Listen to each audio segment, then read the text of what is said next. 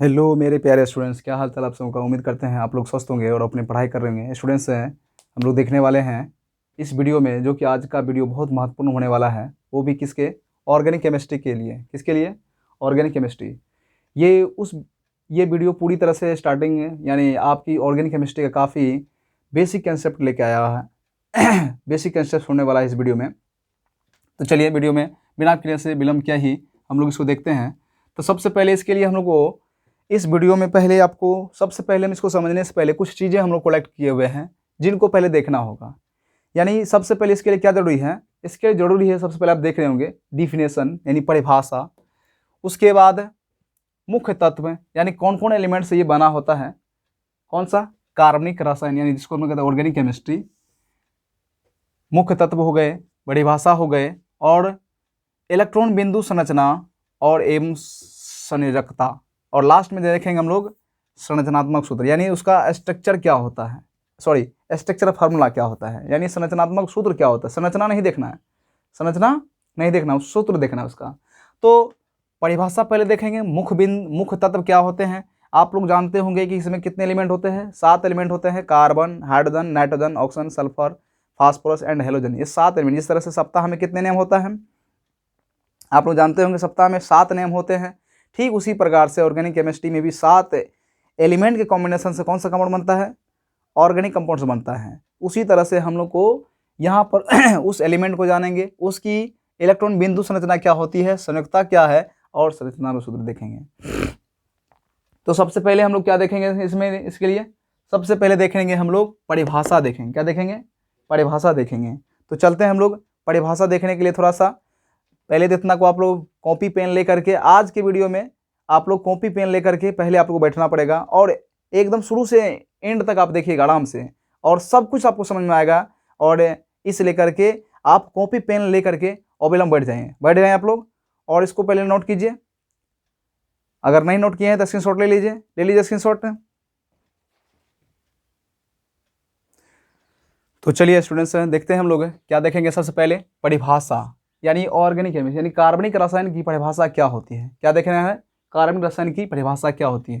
देखिए यहाँ पे ध्यान दीजिएगा आप लोग सभी आदमी, क्योंकि इस वीडियो में बहुत ही बेसिक आपको, और ये सबसे अच्छा वीडियो होने वाला है, इसलिए करके ध्यान दीजिएगा आप लोग कि ऑर्गेनिक केमिस्ट्री की रस यानी ये इंट्रोडक्शन यानी ये कैसे आया हमारे पास, और इसको हम लोग किस तरह का केमिस्ट्री है, ये इसमें किसका स्टडी करते हैं उसको टोटली देखेंगे। और फिर उसमें मुख्य एलिमेंट जो है, जिन एलिमेंट से ये कार्बनिक कंपाउंड बनते हैं उनको देखेंगे हम लोग।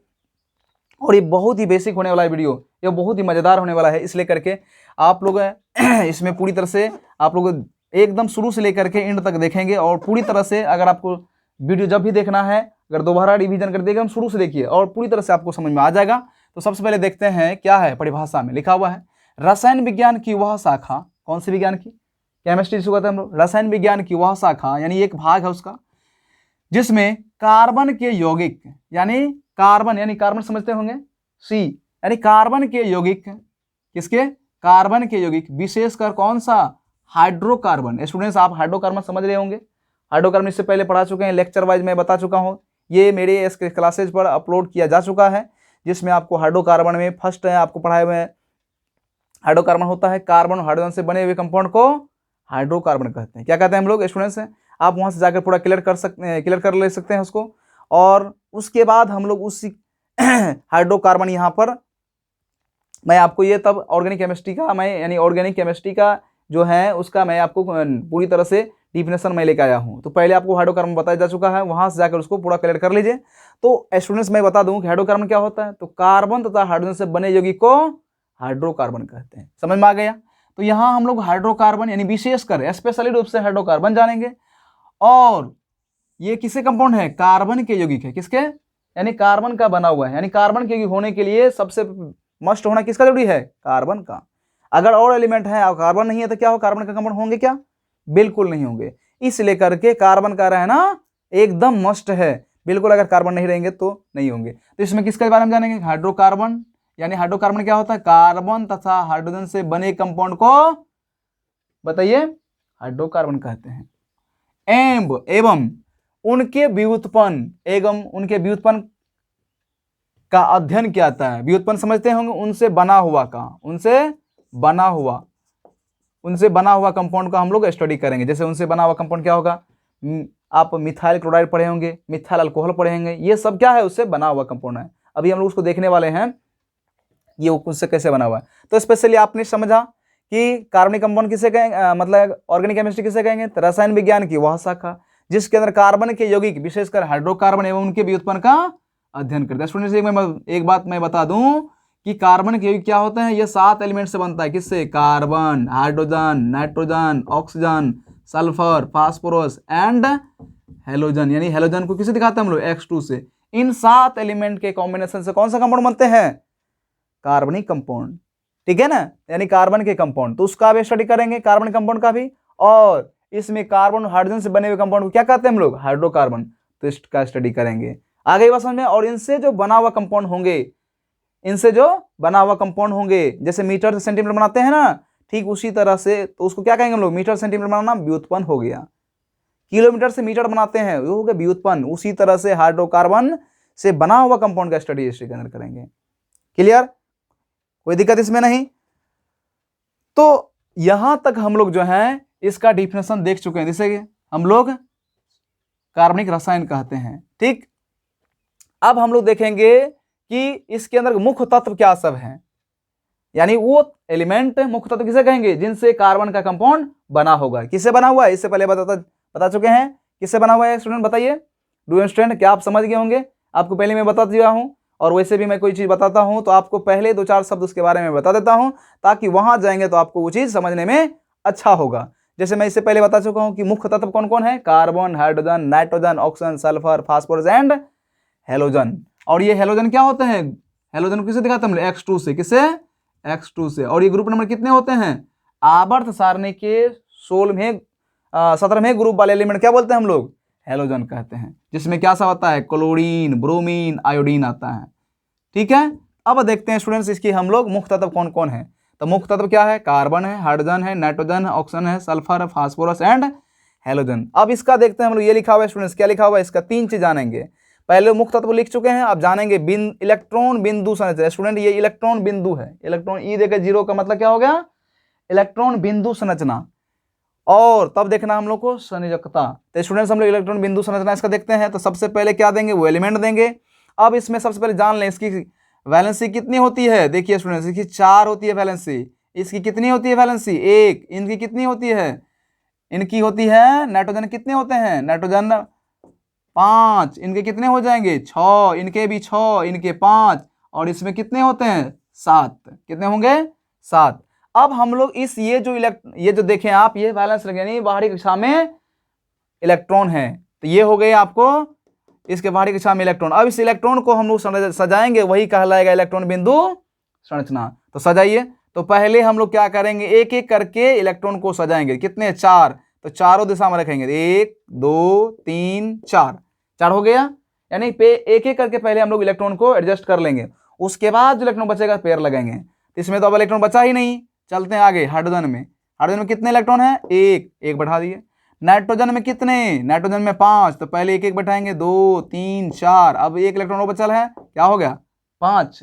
यानी पहले एक एक करके क्या कर रहे हैं हम लोग, इलेक्ट्रॉन चारों दिशा में बैठा देते हैं, उसके बाद पेयर लगाते हैं।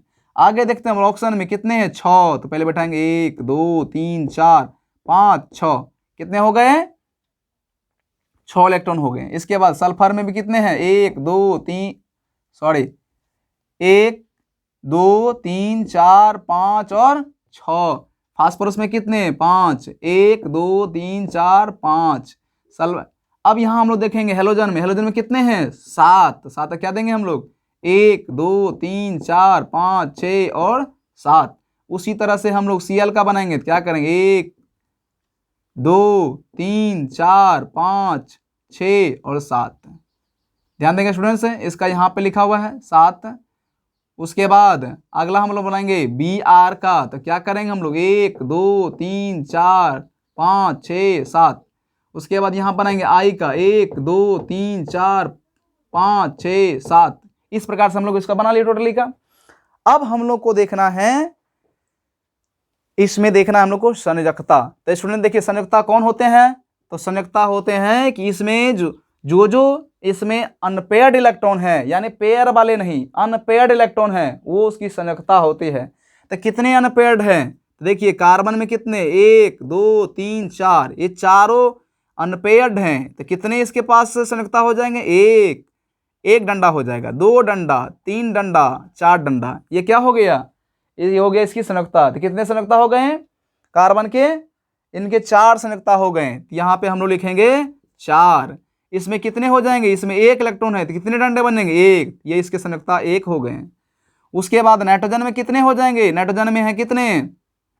नाइट्रोजन में है, आप देखें जरा गौर से, यहाँ पर 1, यहाँ पर है आपको, यहाँ पर 1 2 3 4 5। तो कितने अनपेयर्ड इलेक्ट्रॉन है, यानी बेजोड़ा इलेक्ट्रॉन, जो पेयर है वो नहीं। तो बेजोड़ा इलेक्ट्रॉन कौन है? 1 डंडा, 2 डंडा, 3 डंडा, यानी कितने हो गए इसके संयोजकता? इसकी संयोजकता हो गई 3। यानी इसको अगर देखा जाए तो इसमें कितने डंडे होंगे? 3 डंडे होंगे। ऑक्सीजन देखिए 1 2 3 4 5 6, ऑक्सीजन में कितने डंडे हो जाएंगे?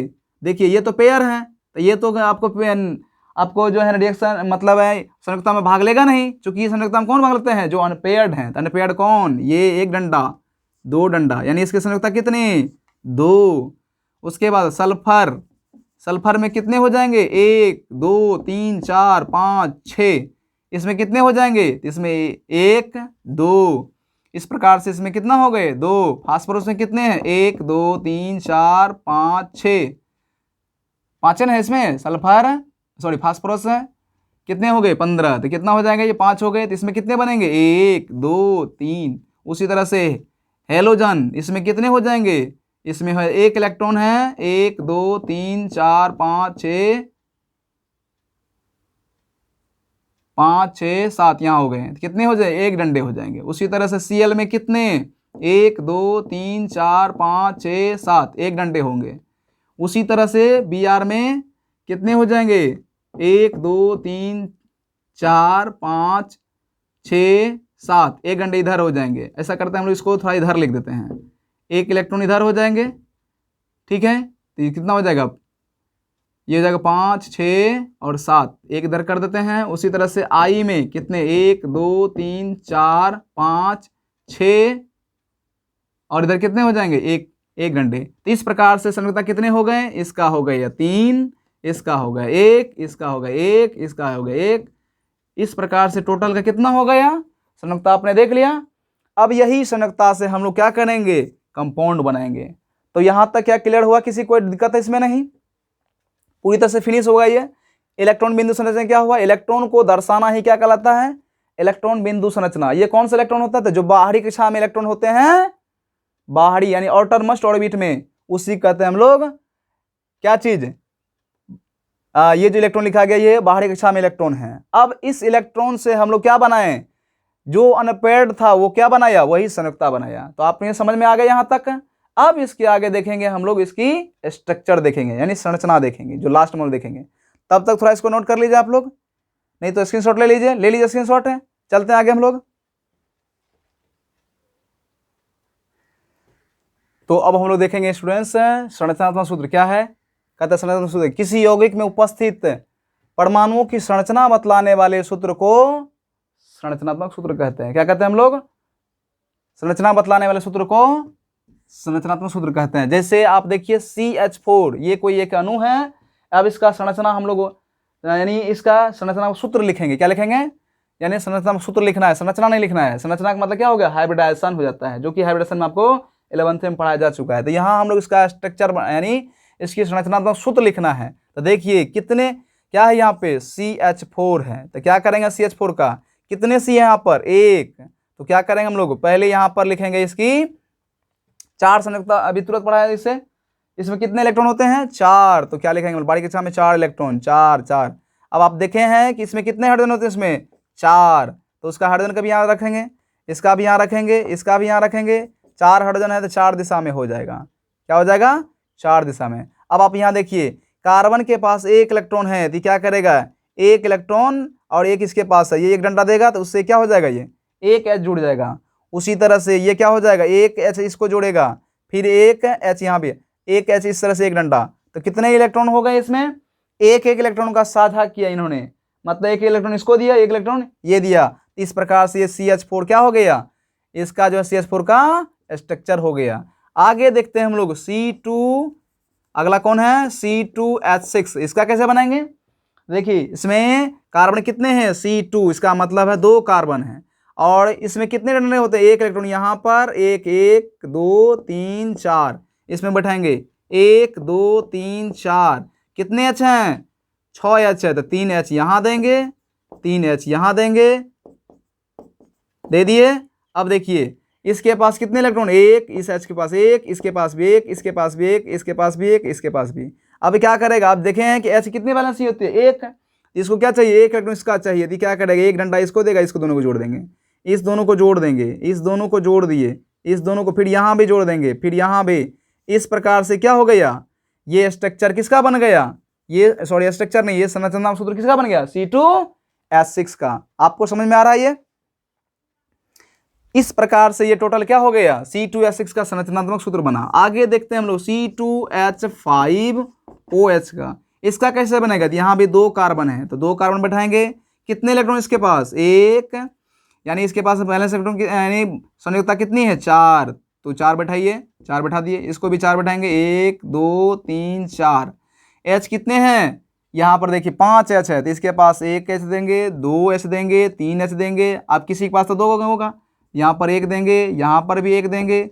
उसके बाद कितने OH हैं, तो O देंगे। अब फिर इसके साथ में H भी है, तो उसको क्या करेंगे हम लोग, या तो इधर बैठा देंगे या यहीं बैठा देंगे। तो इसमें कितने संयोजकता इसकी है, इसकी संयोजकता 2 थी, यानी 4 इलेक्ट्रॉन था, तो उसमें से 6, तो इसमें 6 इलेक्ट्रॉन होता है ना, ये 1 2 3, इसके बाद कितने हो गए 4 5 और 6। अब क्या करेंगे, ये लिख दिए। अब हम लोग क्या करेंगे, इसको H का भी बैठा देंगे, इसका भी बैठा देंगे, इसका भी बैठा देंगे, अब सबको बैठा दिए। अब इसका हम लोग क्या करेंगे, संरचनात्मक सूत्र लिखेंगे। तो कैसे बनाएंगे, तो देखिए एक H यहाँ पे बैलेंस इसकी हुए, इनको इसका 1 इलेक्ट्रॉन चाहिए, क्योंकि इसको एक संयुक्ता है, इसको भी एक संयुक्ता है, तो इससे क्या हो जाए, एक बॉन्ड से ये जुड़ जाएगा, यानी एक इलेक्ट्रॉन का क्या होगा, इनको देगा, फिर ये भी इसको देगा, फिर ये भी देगा, अब फिर कार्बन कार्बन भी देगा।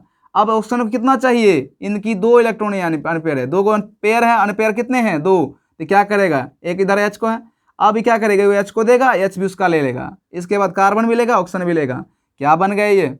इस प्रकार से टोटल इसका ये क्लियर हो गया, ये संरचनात्मक सूत्र हुआ। इसी प्रकार से C2H5OH किसको कहते हैं हम लोग, अल्कोहल, यही है इसका स्ट्रक्चर। अब समझ में आ रहा है ये कैसे बना रहा है। आगे देखेंगे हम लोग C2H5Br, क्या देखेंगे C2H5Br। तो हम लोग क्या करेंगे, C2 देंगे, इसी तरह से हमको बनाने हैं। तो कितना हो जाएगा ये, इसके पास जो है इनका भी उसी तरह से बनेगा। तो स्टूडेंट्स अब आप जो है ना इसका टोटली को बना करके इस तरह से आप हमें आप जो है इसे सीखेंगे, और अगर किसी तरह का दिक्कत होगा तो हम आगे इसको बतलाएंगे। तो क्या समझ में आपको आया। तो ये जो आप बॉन्ड देख रहे हैं, ये एक डंडा जो बना है, एक संयुक्ता थी, इसीलिए H कितनी संयुक्ता, एक, उसी तरह से O कितने संयुक्ता, 2, इसीलिए 2 बॉन्ड से जुड़ा हुआ है। बाकी इधर जो देख रहे हैं ये संयुक्ता नहीं है, यानी इसके पास 2 यानी अनपेयर्ड इलेक्ट्रॉन जितने थे उतना ही उसका क्या हो जाएगा, वो उतना ही बॉन्ड से जुड़ेंगे। क्या आपको क्लियर हुआ। तो इस प्रकार से ये क्लियर हो गया स्टूडेंट्स। तो कैसा लगा हमारा ये वीडियो तो ऑर्गेनिक केमिस्ट्री की स्टार्टिंग है, यानी बेसिक है ये, यानी ये ऑर्गेनिक केमिस्ट्री की बेसिक जानकारी दे रहा है ये। तो ये वीडियो काफ़ी मज़ेदार आज का वीडियो काफ़ी मज़ेदार है। इस वीडियो को आप लोग देखें और बेनिफिट्स उठाएं, और ऑर्गेनिक केमिस्ट्री को एकदम धुआंधार बनाइए, जो कि मैं चाहता हूं हमेशा। इस लेकर के आप इसे एकदम हमेशा जब भी देखिएगा शुरू से देखिएगा, और आपको पूरा क्लियर, मैं विश्वास दिलाता हूं आपको ये समझ में आएगा। तो मिलते हैं अगले वीडियो में, तब तक के लिए थैंक यू सो मच, और चैनल को सब्सक्राइब कर लेना, ताकि मैं इसी तरह काम का वीडियो अगर लेकर आऊँगा तो सबसे पहले नोटिफिकेशन आप तक पहुँच सके। अगर आप हमारे ऑफलाइन बैच से जुड़ना चाहते हैं तो UTS क्लासेज में भी चल रहा है ऑर्गेनिक केमिस्ट्री, उसमें आप आ सकते हैं, जुड़ सकते हैं, जिसमें कि अभी अल्कोहल, फिनॉल, ईथर, जो कि सेकेंड चैप्टर चलने वाला ऑर्गेनिक का 12th का, वो शनिवार को स्टार्ट होगा। कल आपको दिनांक हो गया कितने, 15, कल स्टार्ट करेंगे। तो इस प्रकार से मिलते हैं अगले वीडियो में, तब तक के लिए थैंक यू सो मच, और हमारे चैनल को सब्सक्राइब कर लेना, जिस पर कि मैं ऑर्गेनिक केमिस्ट्री यानी खास करके केमिस्ट्री में अपलोड वहाँ करता हूँ। और मिलते हैं अगले वीडियो में, तब तक के लिए थैंक यू सो मच।